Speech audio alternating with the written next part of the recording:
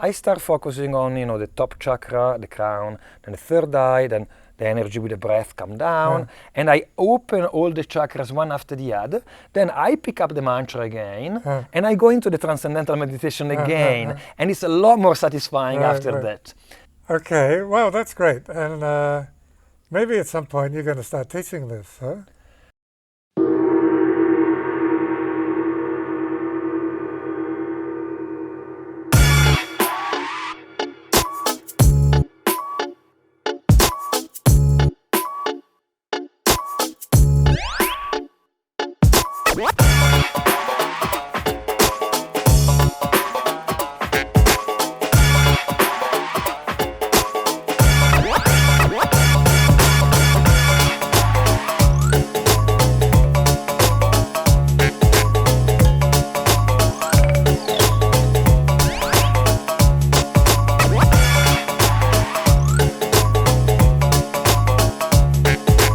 My name is Vilaasa, and today I'd like to welcome Luca.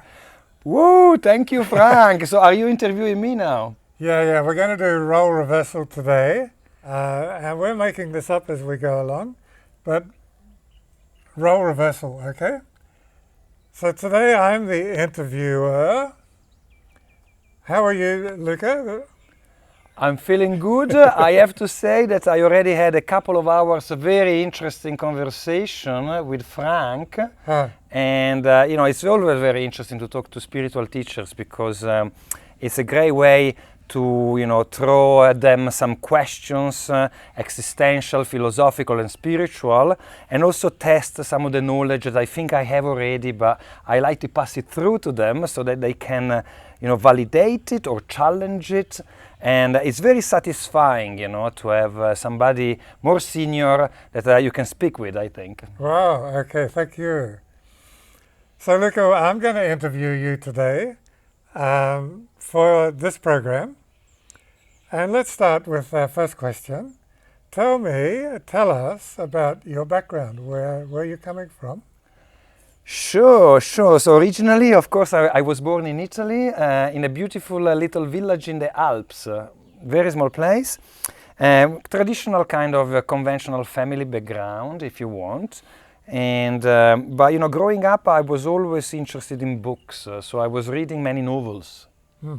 Adventure novels starting with, and then all the great names of Italian literature. And then I started branching out. There was a public library in my area, and I was able to borrow books. Wow. So you were developing your intellect, your mind? Yes. And what was the attraction for books? For me, books were a way to escape the small village life, if you want, I tend to sort of, identify myself with some of the characters in the novel. And it's a great way to dream and to see yourself having a much bigger or more interesting life, if you want. And the funny thing is sometimes you identify yourself with the hero of the book, and sometimes with the fool or the idiot or the villain, it changes all the time. But I think books are a great way to experience life in fictitious way, obviously, safe way, because you're sitting at home, and you can be, a pirate conquering, the South Seas of China, or you can be, some sort of a scientist on a planet Tantra, and you can experience all that through literature. So you had a rich fantasy life, huh? Always so. And then I moved to Milan when I was 19 for university, and I always had this myth of the big city, I wanted to live life, not just through the books, but in first person, And I thought Milan was going to be such a fantastic place for me, full of interesting people and things to do. And university life was very good. I studied politics and I studied abroad as well. I lived in Holland. But then I graduated, I moved to London, the biggest city, looking again for more adventure. Right. Yes. And what happened in London? So in London, at the beginning, I was not very ambitious. I just, for me, learning and discovering and experiencing was really my main drive, rather than like making money or.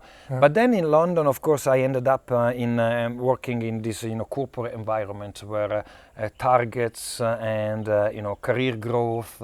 It's very important, So I gradually kind of became more ambitious in a way, just, osmosis, you are in an environment which is very much led by achievement and career. And, I spent 15 years in London with many ups and downs, fantastic experience. What was your area of work? So I was always involved with the research, information, data, and I was always in sort of account management and sales jobs. So one of the best jobs I had, I was selling data to private equity funds. And that was very good fun because I was traveling to conferences all over Europe, and I was really hanging out with some of the 0.1% elite of the world. And I found them very interesting at the time. And then I worked with investment banks, with private banks in Switzerland, very secretive, strange environments. And always like selling, research, software, data. But I was struggling a little bit with this, particularly the internal competition and the politics of the office. I always wanted to be more authentic and genuine. I'm kind of like quite a direct kind of person. And if you really want to do very well in this kind of environments, beside the fact that you have to be very competent, obviously intellectually developed, you also need to work very hard and be very good at playing the politics, not treading on anyone's toes. And I always struggle with that aspect more. Right. Yeah. So that's a big jump from corporate life to ending up in Koh Phangan. For sure, indeed. So I went through a classical burnout, I actually had a panic attack in the office after 3 or 4 months of intense work-related stress. And I don't know if you ever experienced a panic attack. Yeah. Oh, you did? Okay. I don't recommend it to anybody, but for me it was kind of a moment of awakening in a way, because my mind wanted to stay in the office and face the fire, so to speak. I was going through a performance improvement plan where I had a grievance put through the HR, and I had a grievance panel, and it's like an internal tribunal where anyway, lots of trauma, coming through. And so my mind wanted to go through the process, and my body just rebelled, and I experienced, shortness of breath, and so how old were you? I was 30. Well, the first time that I had this thing was 2016. That's when I moved to Koh Phangan. It was 2013, the burnout, actually, 2013. So you withdrew from this environment? I withdrew temporarily. I was really in much pain. I was diagnosed with severe anxiety, actually. And I went to India because, all that I believed were my sort of values were shattered in front of me. I didn't see a way forward. And, when you're desperate, you just go to India. Is that right? It's a good place to explore. I went there for sure, yeah. So what you discovered in India? So I went through the Hare Krishna, I went to the Osho Ashram, I went to Dharamsala, I did all sorts of healing. Anything that anybody would suggest I do, I did pretty much. And that culminated in a beautiful workshop, a tantric workshop in Dharamsala. And at the end of it, I had a beautiful experience, which is my first truly mystical experience, if you want, where people would call it a religious experience in a way. So I had intense energy moving through my body, lots of pleasure. It lasted the whole night, and in the morning I was a different person. And it sounds a little crazy, not very scientific if you want, considering I was very rational and scientific before that. But if something like this happens to you and you have the experience of it, how can you say it's not true? It did happen. Right. So what's the takeaway from this experience for you? What did that change the direction of your life? What happened? It completely did. So first of all, I experienced a part of me that I didn't know I had, which is I'm not just my mind and my body. There's more to it.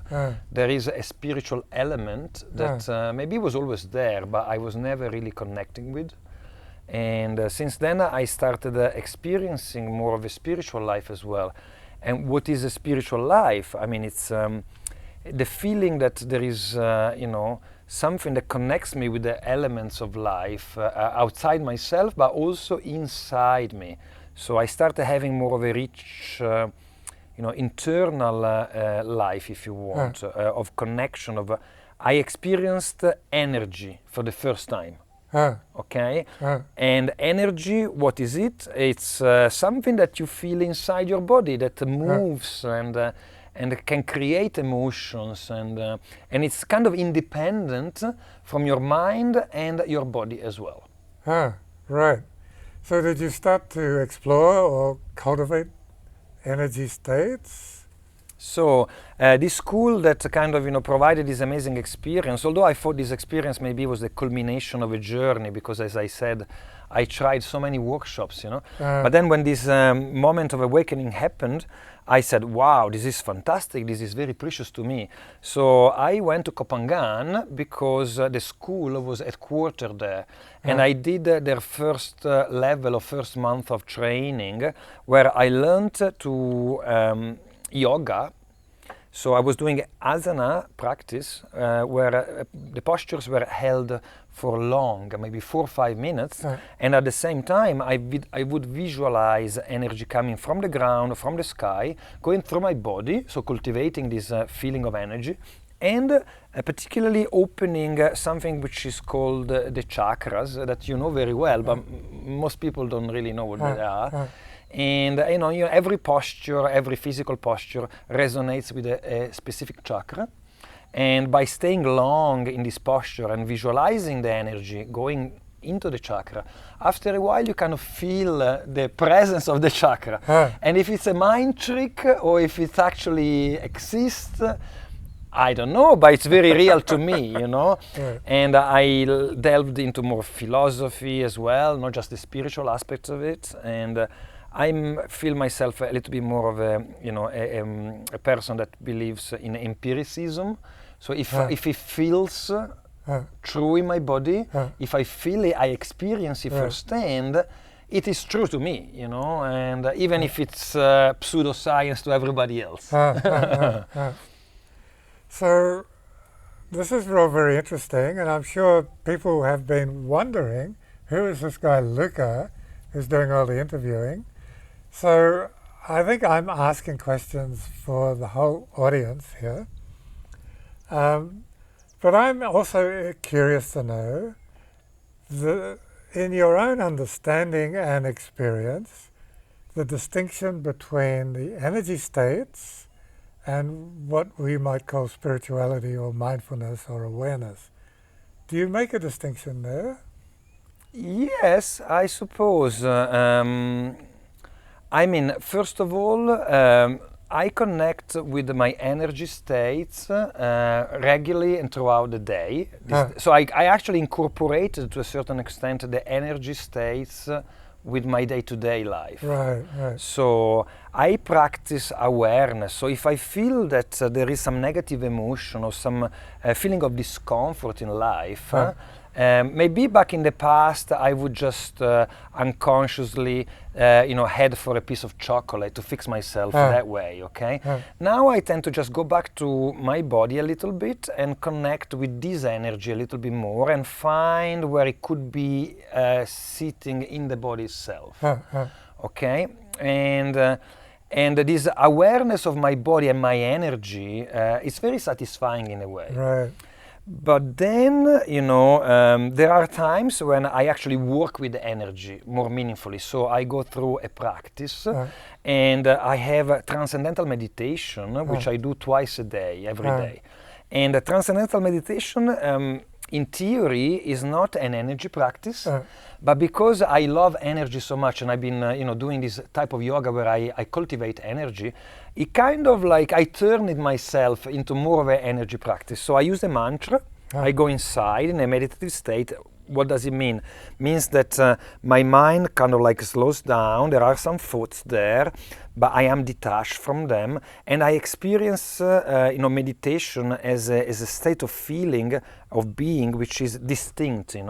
There is some sort of texture to it, which is different from the awakened state where I'm normally like doing things, or when I'm sleeping is different. And when I'm in there and I feel the internal part of myself, so my internal state of consciousness, then energy comes. And the energy manifests usually maybe in the stomach area, very often in my throat, and sometimes I even, I feel energy coming through my throat. Or it can be my head, more around my third eye, so to speak, depending on the day. And if the transcendental meditation comes easy, I just don't touch the energy, I just let it be. If sometimes instead maybe I cannot find the satisfaction that I'm craving in a way through the meditation, which I shouldn't be craving maybe. So what I do then, I focus more on the chakra system. In a couple of minutes, I get out of the transcendental meditation, although I keep my meditative state. And from the base or from the top, I start focusing on, the top chakra, the crown, then the third eye, then the energy with the breath come down, and I open all the chakras one after the other. Then I pick up the mantra again, and I go into the transcendental meditation again, and it's a lot more satisfying after that. And it's a cheat of sorts, it's a trick. My TM teacher doesn't like it, but I think we all adapt our meditation to suit our personality and our character. So I don't have a problem with that. Thank you. Okay, well, that's great. And maybe at some point you're going to start teaching this, huh? Maybe. I mean, I was teaching Hassan back in the days, Hatha, but very simple, like gym style, I never really taught anything in a sort of like formal setting. Yeah, I liked maybe potentially in the future. Okay. So you end up in Koh Phangan. Tell us about your experience there. How has that been? What was the attraction? So the attraction originally was the school that I wanted, to experience more. But then I found this island setting, which is very unique in some ways, because you have lots of creative spiritual seekers from all over the world. So it's a very international environment. Going there and doing meditation, yoga, breath work. There are many what we call new age practices that can be had there. It's quite a beginner's level, but also you have more senior teachers that actually bring you, forward in more meaningful ways.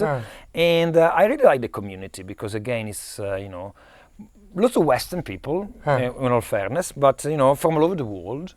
And there's the beach, obviously. The nature is spectacular, and it's just stimulating, being amongst this new age spiritual community. I enjoy it. Right. So you don't find that there are elements of the community that are off-putting, like the spiritual ego developing? Sure. Is that happening also? So first of all, I'd say that I am in love with the island and a little bit identified with it. So I'm not maybe the most objective person. I've been there 6 years now. And like when you are in love with a beautiful partner, you tend to overlook the defects, and just focus on the beautiful aspects of it. And that is true, So maybe I'm not the best person to ask about the shadow of the island, but for sure, the New Age community that I experience in Koh Phangan has some idiosyncrasies, there are some contradictions, and things can be hyped a little bit sometimes. And there are lots of personalities in Koh Phangan. You have the tantric gods and the goddesses, that are into, some ideologies that could be very sincere and honest, but sometimes, they're a little bit manufactured if you want, So it's not everything in Koh Phangan is authentic. But I see the creativity of it all, Right. I think if you have to have an identity or a persona of sort, would you you rather be the standard, standard life accountant in a big city, wearing a grey suit, driving a Ford to the office, or be this beautiful tantric, lady, with like pink hair and, very fashionable and maybe sensual dressing, with a specific jargon. I mean, I like human beings the way they are, and I find the island very creative, even when I see that there is spiritual ego, and some of the personalities might be a little bit manufactured in a way or another. Okay, that's a great answer, and I think that's a very nice, positive perspective. My teacher said, only the ripe fruit falls from the tree. So you've got to ripen your ego somewhere before the mango will fall on the ground. Okay. Sounds good indeed, Yeah, there is ego for sure. So there's a lot of mangoes ripening in Koh Phangan. Yes. Okay, you've already contributed a lot to the community of Koh Phangan, and we all appreciate your efforts. Where do you see yourself going in terms of your own vision, dream, whatever? Yes. So first of all, I am very committed to the island. So as I've been there for 6 years, and I feel more comfortable in this kind of very complex environment, if you want. I feel more at home there, and I love the island even more now than I did 6 years ago. So the first thing I like to say, I'm very committed to the island, and I would like to develop a project on the island, which is a retreat center. Where people can come and experience different sort of modalities. They can be inspired into a healthier lifestyle or into a more meaningful spiritual life. And no matter where they're coming from, what stage of development they are in life, some people say that Koh Phangan is more of a beginner's, place for spirituality. I think there are very senior and very strong teachers that come and visit the island and do retreats there too. But there's nothing wrong with having a first step into spirituality in a beautiful natural island setting. And then if people want to deepen their knowledge of spirituality, they can go to India, they can go to some sort of monastery and do other things. But what I want to provide is a retreat center setting where people can have healthy food. They can do fasting, intermittent fasting, which is a practice that I really recommend and I love. And also they can do yoga, they can do energy work, maybe something like Reiki, craniosacral, could be like Qigong, Tai Chi. And they can have a community experience with other people as well, and let go a little bit of their city personas, West, business-like lifestyle, maybe for a week or two, you know what I mean? Get a glimpse of what an alternative lifestyle could be in a safe sort of, retreat-like space. That's my dream, and that's my first version of the retreat center that I like to have. Which is, more sort of, conventional in a way, as for retreat centers, the way retreat centers are, Then maybe in 10 or 20 years, create something which is more unique and maybe something different. But what I want to do in the immediate future potentially is indeed to do this. I think that's a great vision. My introduction to Thailand was at a similar health resort on Koh Samui, at the Health Oasis. Yes. And I spent 3 or 4 really happy years there. It was a community. I was offering services, but we were all part of a team. And it was a wonderful, wonderful environment. So if you can reproduce something like that, I think that's brilliant. That's a great idea. I also like the setting you have here in Pai, with this beautiful house, and I know that you're leading also retreats here and spiritual development classes, and that's also very, very remarkable, I think. And I would be actually very happy to have something like this in Koh Phangan. Let's see what the future brings. But my intention is to have a space of sorts, and I mean, you've been in Pai for a long time now. Yeah, 12 years. Yes, and you've been on a spiritual journey for a much longer time. Much longer, 40 years. That's really lovely, and it's the second year that I come back and visit you here in your place. Right. Yes, it's great to catch up. We had a lovely conversation this afternoon. First time we've really got to know each other. And the great thing about people who have kind of, got to know themselves is that the sharing becomes very meaningful. We had a great meaningful sharing this afternoon. So I enjoyed to meet you. And it was my idea to interview you for this program, because I'm sure there's a lot of people out there that want to know who is this Luca guy. And we had a little glimpse, and he's got a big heart. Well, Frank, thank you very much. I mean, it's been fun, indeed. It feels a little different being the interviewee rather than the interviewer. Also, my state of is different. Right. It feels a bit different. So I want Isabel to come and sit here. She's always behind the camera. Come and sit here, Isabel, and say hi to the camera. I want to introduce both of you. We're a beautiful couple, and we've heard a little bit about your relationship this afternoon, which I'm not going to share. But say hi to... Hello everyone, thank you so much. So Isabel, just for in 2 minutes, tell us a little bit about what you enjoy in Koh Phangan. Koh Phangan is a very special place. It's, I enjoy so many aspects of it, from the beautiful nature to the spiritual community to like-minded, individuals, and just, it's a place where I really let my hair down and just really get to be myself. Wonderful. Yeah. Well, it's been great to get to know you this afternoon. Let's finish with a little group hug, tantric group hug. Okay.